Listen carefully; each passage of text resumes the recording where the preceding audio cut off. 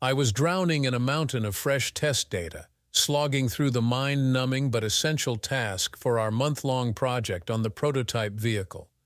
The job was tedious, but I diligently correlated and cataloged the data for analysis. Right in the middle of it, my phone buzzed with a text notification. I ignored it at first, too engrossed in my work to care. After a moment, curiosity got the better of me, and I glanced at my phone, seeing an alert from an unknown number with a local area code. I almost dismissed it as spam, but something made me hesitate. When I opened the message, confusion morphed into shock. An explicit image filled my screen, a close-up of a woman's private parts, clearly showing recent activity.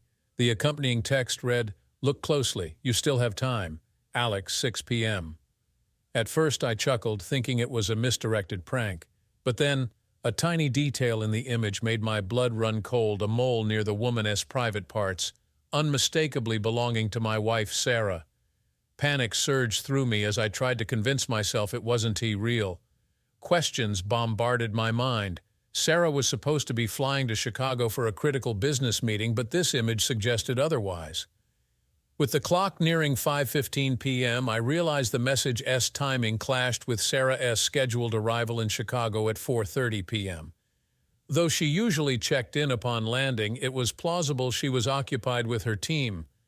Despite my turmoil, I decided to respond to the text before taking further action. I typed, "Not exactly original, but definitely unexpected. Who is this? How did you get this image? Am I supposed to meet you at Alex S?" As I prepared to leave, I resolved to go to Alex S, determined to uncover the truth. I sent a text to Sarah, "How was your flight? I am grabbing a bite. Call me when you are free," trying to keep my message casual while secretly gathering information. As I walked to my car, my phone buzzed again. Assuming it was Sarah, I checked, only to find another message from the mysterious sender. "I'll be there, but you will find someone more intriguing than me." A mix of dread and urgency gripped me as I hurried to my car and pulled up the map on my phone. Alex S was 30 minutes away, and it was already 5:40.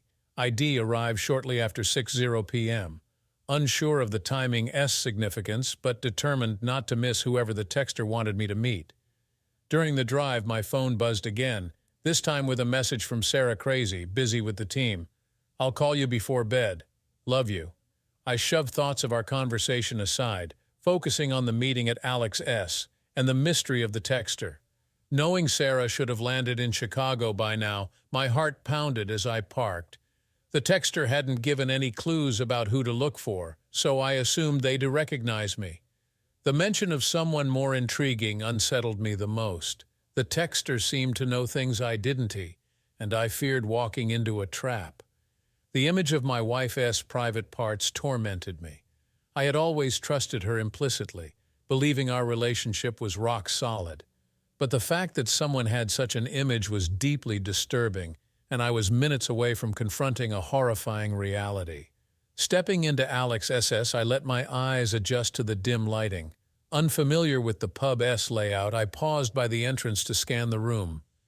Ahead was a spacious dining area with a bar to my left.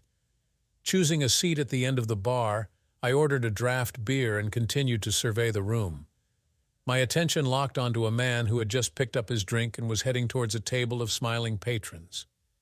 And there, at the table, receiving a drink from the well-dressed man, was Sarah, in her little black dress and pearls, her smile radiant. I moved mechanically, advancing towards the table where Sarah sat. As I got closer, her expression shifted from a warm smile to wide-eyed fear. Unfazed, I reached the table and grabbed a handful of the well-dressed man's hair with my left hand, yanking him back hard. He dropped his drinks and stumbled backward, yelping in pain. I pulled him past and released my grip, aiming to strike him with my right hand. But his quick retreat left me out of reach, and he landed on the floor. Taking a step toward him, I recognized him, David. I sternly warned him to stay down. David, disheveled and drenched in drink, complied without a word. Turning back to Sarah, I saw the table had fallen silent. Familiar faces stared back at me, members of Sarah's team who had shared meals and gatherings at our home. I hoped team loyalty would outweigh betrayal, except for the one who had exposed the truth. Briefly considering identifying the informant, I dismissed the idea as pointless. I told Sarah I was heading home and suggested that if she wanted to save our marriage, she should come with me. She nodded, but before she could stand, I motioned for her to wait. I turned to Linda and Jake, who were sitting nearby. I asked Linda if Mark thought she was in New York, and Jake if Laura believed the same. Their guilty expressions confirmed my suspicions. I wondered if the whole team was in on it, realizing at least some of them were. The drive home was a whirlwind of anger and confusion. When I arrived, I grabbed a bottle of bourbon and collapsed into my armchair, trying to make sense of everything. I knew Mark Brown and Laura Thompson, but the others were practically strangers. Doubt gnawed at me, making me question every relationship. I considered calling Jake or Linda, but decided against it. Instead, I sent a cryptic message to our friends, just found out Sarah S. plans changed. Thought you should know. I left it to them to interpret, feeling a tiny bit of control in an uncontrollable situation. About 20 minutes later, I heard the garage door open and Sarah S. car pull in. I stayed in the living room waiting. She walked in, still wearing her little black dress, but now barefoot and without her jewelry.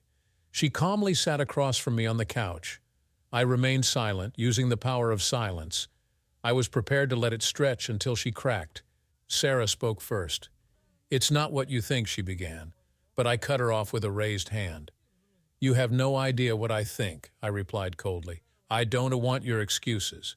We both know there's no justification for betrayal, so let us skip that. Answer me directly: how long, how many times, who else knows? Am I the joke among your colleagues and our friends?" "No, Ethan, it is not like that," she insisted. "Our travel plans got disrupted, and instead of coming home only to travel again tomorrow, David suggested we stay in town for a down day. And the rest of the team, why didn't I see everyone there?" I pressed. "Some chose to stay home one more night and meet us at the airport tomorrow," she admitted reluctantly. "But you chose to lie to me," I said, my voice steely. "You seemed very cozy with David. Is there something going on between the top engineer and the wandering program manager?" "David is just a colleague," she deflected. "He even convinced the owners at Matt S. not to press charges." I stared at her, incredulous. "I don't care about your colleague. If he hadn't tripped, I would have hit him. Whether they press charges or not is irrelevant. I've spent a night in jail before. It might even make for an interesting story," I added with a sardonic smile. "Do you love him?" Sarah hesitated, the silence stretching unbearably. "David is not my boyfriend," she finally said. "There is nothing between us. Yes, I should have told you about the change in plans, but it seemed trivial. Whether I was here or in New York, you weren't expecting me, and I was still focused on the team. We were just having dinner before heading to our rooms. You overreacted and humiliated me in front of my team." I unlocked my phone, pulled up the incriminating text, and slid it across the coffee table to her. Her face went pale as she saw the image, no longer able to deny the truth. "Sarah," I said quietly, "our team is tight-knit. We have a small group that meets regularly. They were all at Matt S. We were the ones putting in the extra effort for the proposal. You know how much time I've spent on this project. I don't know exactly when it started. It was sometime after David took over as PM. We worked closely together, and I was drawn to him. It just happened," she explained, her voice now stripped of confidence. "No need for explanations," I interrupted. "Sleeping together isn't something that just happens. Choices are made deliberately, we both know that. So Don T insult me. So almost 6 months," I concluded. "That S when David joined, right?" She nodded. "The team," I continued, "all of you." I trailed off, the implication clear. She nodded again. "David said it built trust and team unity. Is that what convinced all of you to start this affair?" "You are being crass. It is more than that. I feel a strong connection to David and my team, stronger than ever," Sarah declared, her voice brimming with defiance. I sensed a storm brewing. "Unfortunately, you may see some drastic changes in your team soon," I warned. "What did you do?" Sarah gasped, her eyes widening. "Ethan, bringing others into this will only cause more chaos. Let them decide for themselves. We need to focus on us," she pleaded, her voice trembling. "Sarah, I can stay silent and enable this deceit. I care about Jake and Laura far more than I do about Linda and Mark right now, I replied. I texted them about the changed plans. How they handle it with their spouses is up to them. I stand by my decision. Ethan, our team is the most productive in CR Inc.'s history, she practically screamed. And UV benefited too. Just because our team meetings were on Wednesdays didn't mean you missed out. I never denied you access to me whenever you needed it. So I slept with my team, big deal. You never noticed that picture you showed me? Want to know the truth? She spat venomously. That was right after David finished inside me. Yes, he came inside your loving wife. What you don't see is Linda taking the picture just before she went down on me. Now you know. You never had seconds or tasted another man's seed. If you don't know, it didn't happen, right? I listened in shock, the full extent of the betrayal hitting me like a freight train. The depth of the deception and my own ignorance were laid bare. Now that I was aware, now that my fragile ego was shattered, she accused me of wanting to destroy everything her team had built. Sarah's anger surged, and my own fury rose to match it. During my drive home from Matt S., I had briefly considered forgiving David, but that notion was now obliterated. I didn't need to hear more, but Sarah pressed on. No, you want to get off that easily. You're going to text Jake and Laura telling them you heard from me and that we were stranded in Atlanta but have reservations for the morning. That's the story. Linda and Mark will stick to it, and you're going to back them up, Sarah shouted. There are millions on the line with this deal, and your hurt feelings are irrelevant. Send the text, and then we can discuss our next steps. Discuss our next steps? I retorted, my voice dripping with sarcasm. There's nothing to discuss. You're leaving now. You and your twisted team, including your ringleader David, can do whatever you want. We are done. I'll contact a lawyer this week to start the divorce. It's a straightforward 50-50 split. You keep your retirement, and I'll keep mine, I declared. Go on, use your reservations in town. Head off to Boston and celebrate another victory for you and your team. Ethan, please send those texts, Sarah begged, her tone softening. If we lose Linda or Mark before the presentation, the company could lose millions. You and I could miss out on tens, maybe hundreds of thousands in commissions and bonuses. Think about all the places we could go with that money, just you and me. Forget about this and reclaim my loyalty. Please, Ethan. Don T. let some irrational concern about meaningless encounters derail us. David says I am on the fast track to executive status. All I have to do is keep delivering results for a few more years. Don't you want that for me, for us? She implored, desperation creeping into her voice. Sarah, just leave, I managed to say before I was struck hard in the back, the impact knocking the wind out of me. I fell to the floor, gasping for air as a knee pressed into my back. Don T. hurt him too much, Sarah interjected, almost casually. David leaned in close to my face, his breath hot against my skin.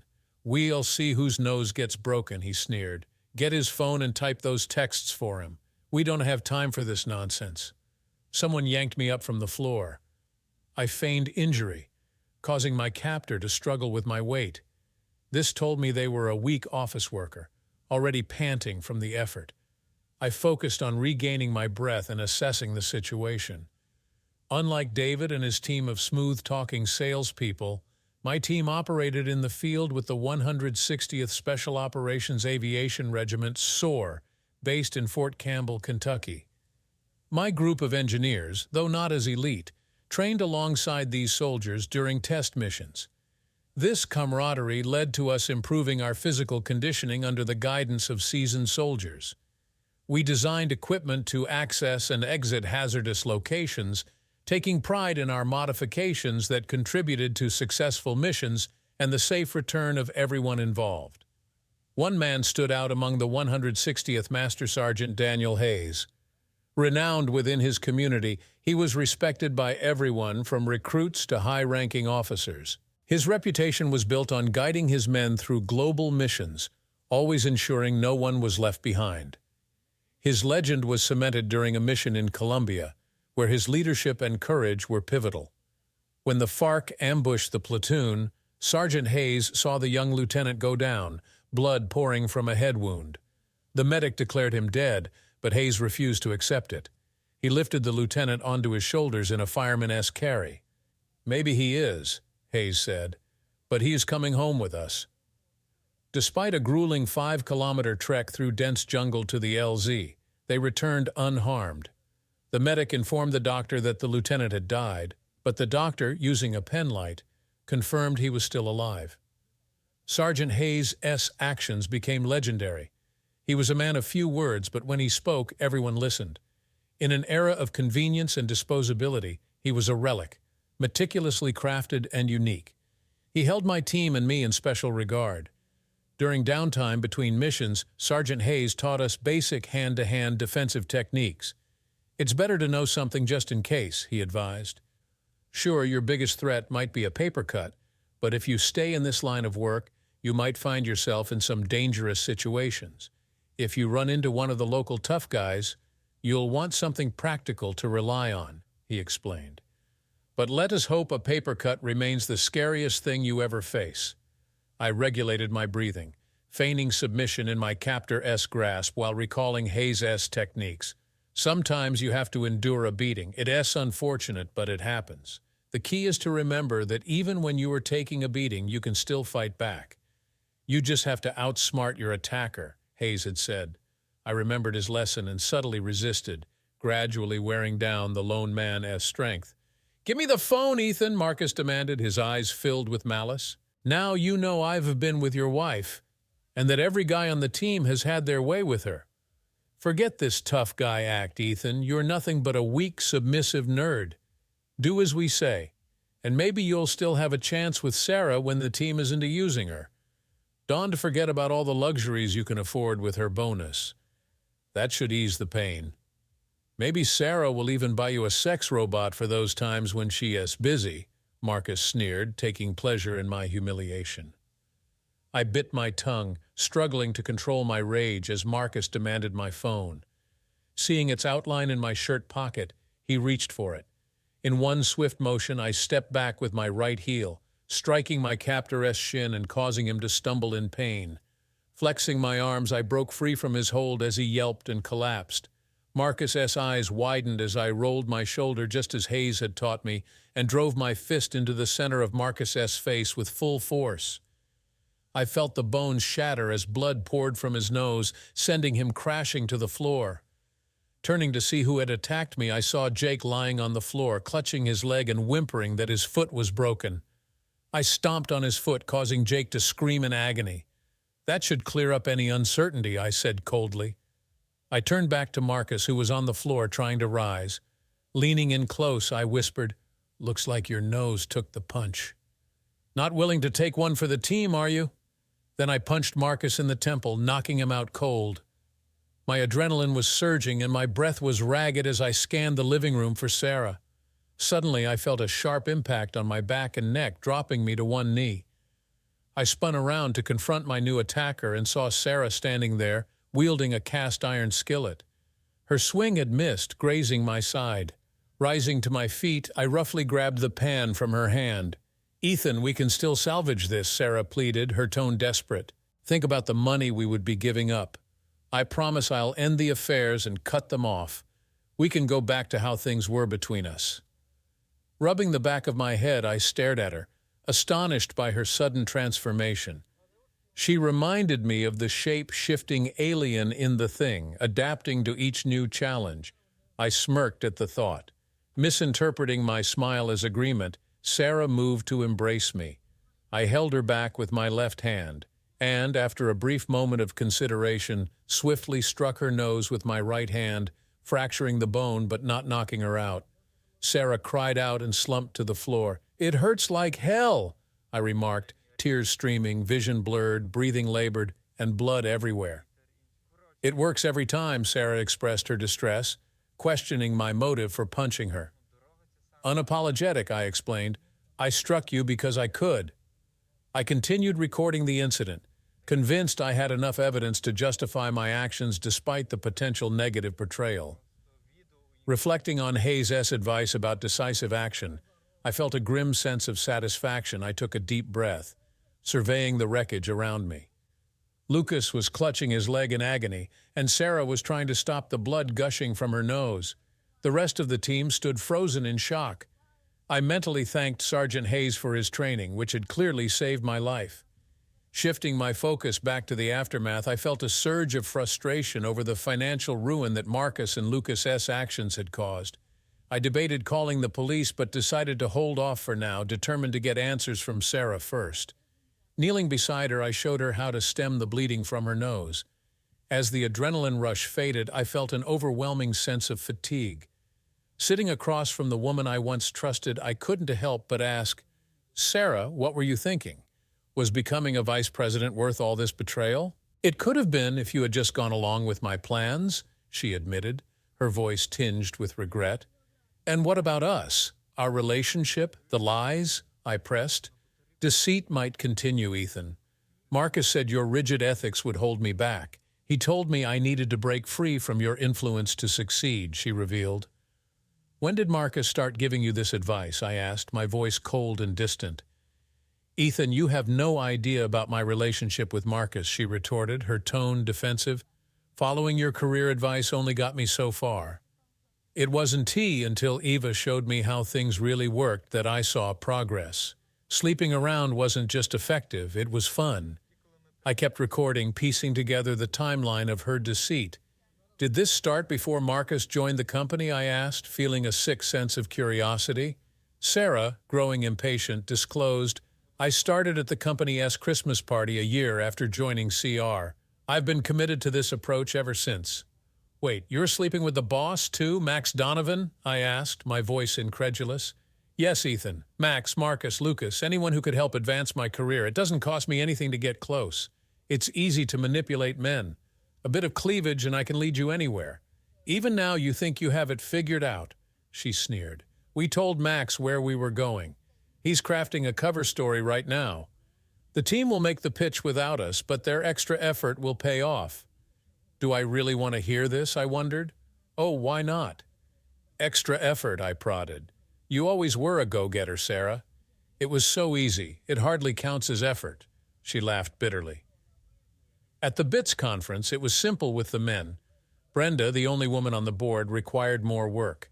It's ironic I could seduce her, but I needed Marcus's help. She was curious about women, at least temporarily. That curiosity ended when I started making her promises with my tongue. Once we secured the contract, we controlled the board. If everything was under control, why resort to these drastic measures, I asked. "Marcus's brilliant idea," Sarah said, rolling her eyes. "I told him to back off. I could handle you and still make the flight. But no, he had to act like the alpha male. Now, instead of celebrating, I am dealing with Max. It is fixed, but it is going to set me back." "You wouldn't have bought me off easily," I remarked. "Maybe not," Sarah replied, "but I would have made the flight." "Well, you're definitely not making that flight now," I shot back. I suspected Sarah had a transmitter. "Max, are you listening?" I demanded. "I am calling the cops. This is serious. We are looking at multiple felonies, not to mention fraud. This is a federal contract. The feds want to be lenient." "Maybe there's another way," I suggested, letting my words hang in the air. Sarah's phone rang with hail to the chief. She answered. "Max, I'll put you on speaker." Max's voice boomed from the phone. "First, let me apologize. Marcus's actions were a gross lapse in judgment. I assure you the board will deal with Marcus appropriately," Max declared with a falsely soothing tone. "Thanks, Max. It's good to know you and the board take assault and fraud seriously," I replied, barely masking my disdain. "These are unfortunate allegations," Max continued smoothly. "Lawyers will get involved, but no one wants to disrupt the company's progress. We might pay a fine. Marcus and Lucas could face community service. Ultimately, though, you all end up divorced and significantly less wealthy." "Is there an alternative, Max?" I asked, desperate for a way out of this nightmare. "Elena always said you were the clever one. I'm glad we hired her." "Yes, Ethan, there is another option. We at CR have essentially taken your place in your wife's life. When you found out and confronted her, you were treated poorly." "Shocking," I interjected sarcastically.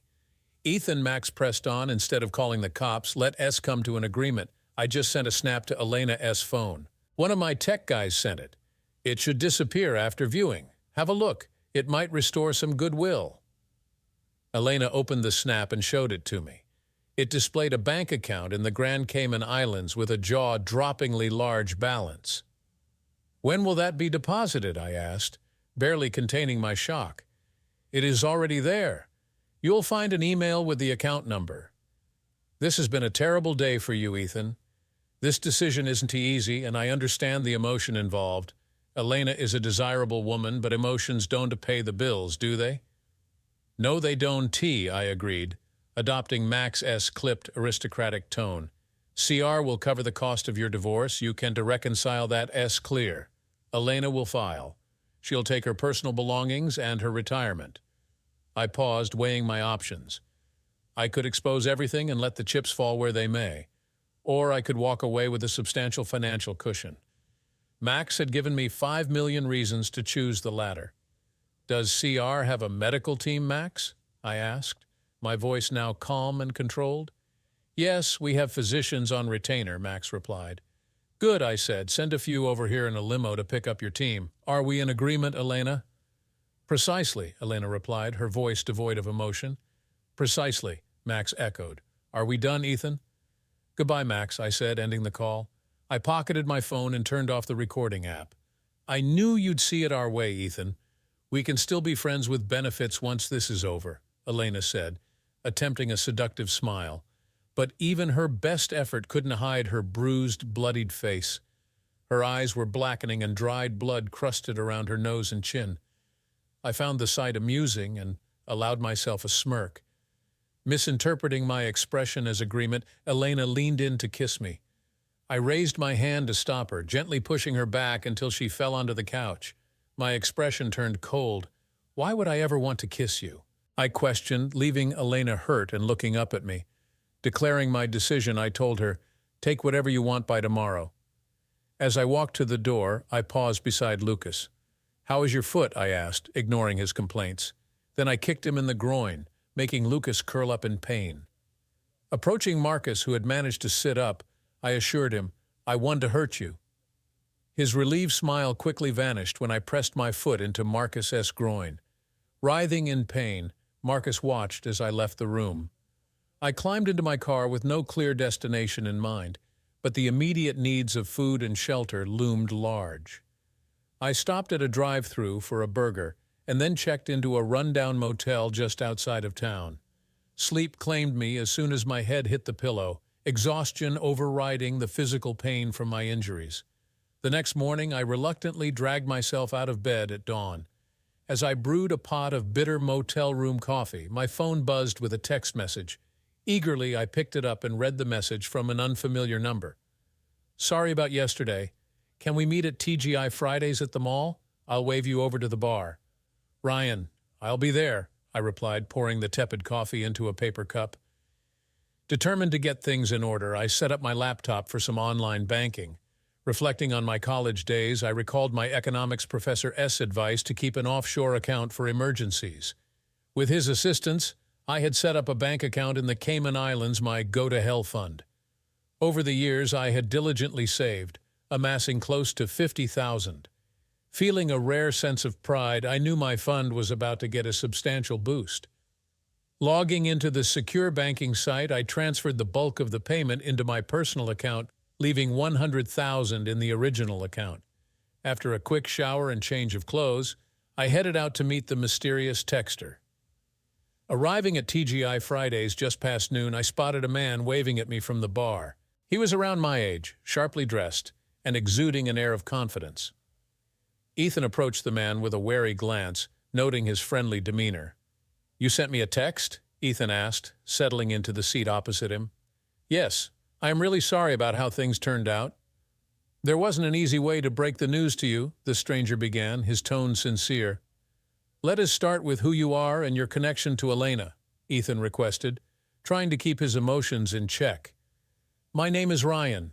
I joined CR about 6 months ago after being medically discharged from the Army. I was assigned to Marcus's team 3 months ago. When I mentioned to a friend that I was working for Elena, he realized we had a mutual acquaintance and asked me to keep an eye on her. Initially, everything was fine, but after about 2 months, Elena made her move. She's very persuasive, and when I asked about her ring, she just smiled and said you were okay with it. I wasn't, and I told her so. That is when the trouble started. Marcus gave me all the worst assignments, and I got constant grief. When I called our mutual friend and told him what happened, he said it didn't sound like you to pimp out your wife and that you needed to know. Marcus sent me a photo as an incentive to join their little scheme, but I resigned yesterday. That S when I sent you the text. Our mutual friend? Ethan asked, eyebrows raised. Daniel Hayes. If it weren't T for him, Ryan paused. Let us just say he helped me out of a tough spot when I was a rookie. I owe him. We both do. Ethan nodded slowly. What are you going to do now? Max made it clear I could involve the cops. Lucas, Marcus, and Elena would face legal trouble, but with Max S. lawyers, it would be just a bump in the road. We made a deal. You might think I am selling out, and maybe I am, but they took something irreplaceable from me. If I can get justice legally, I'll find another way. Elena is less irreplaceable than I thought. I've got a trip planned. Tell Daniel thanks for everything. I want to be going back to work. And you? Ethan asked after a moment. Daniel spoke highly of Baxter, Inc. They might need another engineer now that you are gone. They do things differently challenging, but without the corruption. The perks won to match Elena S. team, but it is honest work, Ryan replied. Ethan smiled faintly. Ryan stood up and they exchanged a nod before parting ways without another word. Fast forward to Monday. Ethan had just checked in for his flight to Costa Rica, looking forward to the peace of Tamarindo.